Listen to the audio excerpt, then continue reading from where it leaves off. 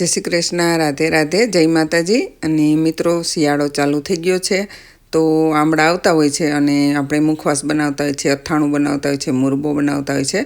परंतु आजे एक नवी ज रीते आपणे मुरबो बनावीशुं। तो तमे छेल्ले सुधी जोजो। चेनल पर नवा होय तो सब्सक्राइब करी लेजो। अने एना माटे मैं आ जे आमळा छे 1 किलो लीधा छे अने एकदम सरस मजाना आमळा आजकाल बजारमां आवे छे अने आमळामां विटामिन सी भरपूर प्रमाणमां होय छे। आमळा आपणी आँख अने वाळ माटे पण खूब ज सारा छे। स्किन माटे पण खूब ज एनो तमे ज्यूस पण बनावी शको। अने आ रीते मैं जो जाडू खमण करी लीधुं छे सेज, कारण के साव पातळुं खमण आपणे नहीं करीए, सेज जाडू रहेवा दईशुं जेथी करीने एकदम पल्प जेवुं न थई जाय। अने आने आपणे काचुं ज राखीशुं, आमनो बाफीशुं नहीं पहेला। अने जुओ अहींया आपणे थोड़ा मसाला लई लीधा। मोटी एलची छे, नानी एलची छे, पछी वरियाળી, तज, राई, मेथी अने तीखा। तो ए बधुं आपणे सेज शेकी लईशुं। सरस मजानी राई ने मेथी फूटवा लागे त्यां सुधी आपणे शेकी लईशुं, एटले एनो स्वाद खूब ज सरस आवे छे। अने आ मुरबो एक जुदी ज रीते बनेलो छे, तो तमे जरूरथी छेल्ले सुधी विडियो जोजो। अने बाळकोने पण खूब ज भावशे, कारण के आनो स्वाद ज एक अलग आवशे एटला माटे। अने जुओ आ बधुं ज आपणे हवे खांडी लईशुं। तमे मिक्सरमां पण क्रश करी शको, परंतु खांडवाथी जे स्वाद आवे छे ए मिक्सरमां आवतो नथी। आपणे चटणी बनावता होय त्यारे आपणने खबर ज छे खांडेली चटणीनो स्वाद अने मिक्सरनी चटणीनो स्वाद जुदो ज होय छे। तो हवे जुओ આપણો આ ખંડાઈ ગયો છે, એકદમ સરસ મજાનો ઝીણો ભૂકો તૈયાર કરી લીધો છે આપણે, કારણ કે આખો હોય તો એનો કોઈ મિનિંગ નથી રહેતો એટલા માટે જુઓ। અને હવે આપણે એને એક ડીશમાં કાઢી લઈશું।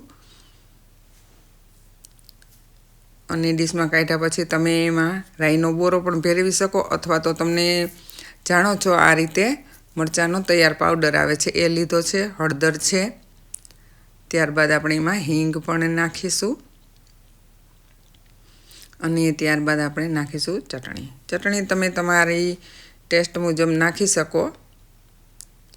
અને ત્યારબાદ આપણે એમાં જે આપણે કાં તો તમે વિનેગર નાખો તો પણ એ વર્ષ સુધી સારો રહે છે, અથવા તો સાઇટ્રિક એસિડ, આ રીતે લીંબુના ફૂલ, કારણ કે તુરાશ અને ગીળાશ હશે તો એને બેલેન્સ કરવા માટે આપણે ખટાશની જરૂર પડશે જ।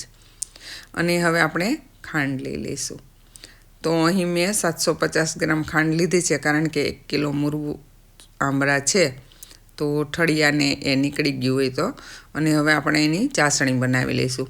તમને જો ગળ્યું વધારે ભાવતું હોય તો તમે કિલો લેશો તો પણ થઈ જશે, સેજ રસાવાળો વધારે બને છે।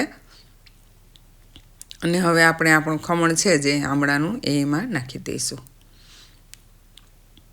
અને આમળા ઇમ્યુનિટી માટે બહુ જ સારા છે। આખું વર્ષ મળતા નથી, બીજા ફળ મળતા હોય છે, પરંતુ આમળા નથી મળતા, તો આપણે આ રીતે સ્ટોર કરી અને 1 વર્ષ સુધી સાચવીને રાખી શકીએ।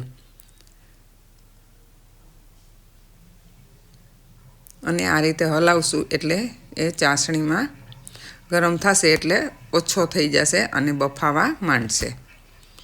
થોડીવાર આ રીતે દબાવી દેવો, ત્યારબાદ તો એની રીતે થઈ જ જાય છે। અને થોડીવાર થશે તો કલર પણ ચેન્જ થઈ જશે, બફાઈ જશે, એટલે તમે જુઓ જોઈ શકો છો। પરંતુ હજી થોડી ચાસણીમાં પાણીનું પ્રમાણ વધારે લાગે છે। ચાસણી ફૂલ આવે ત્યારે જ નાખવાની, પરંતુ આમળામાંથી જે રસ નીકળે છે એને લીધે ચાસણી આછી પડી જાય છે એટલે। તો આપણે હજી એને થોડીવાર માટે રાખીશું જુઓ। અને થોડીવાર થશે ત્યાં સરસ મજાની એકદમ ઘાટી ચાસણી થઈ જશે। અને આ રીતે થોડું પાણી હોય ત્યારે જ આપણે એમાં જે બધો મસાલો છે એ નાખી દઈશું। તમે એકલો મુરબો ખાલી રાખવો હોય આ રીતે તીખાશવાળો અને મસાલાવાળો ન કરવો હોય તો ખાલી આમાં એલચી અને તજનો પાવડર નાખી શકો। અને હવે બધું મિલાવી અને સરસ રીતે મિક્સ કરી અને થોડીવાર માટે ગેસ પર જ રાખીશું।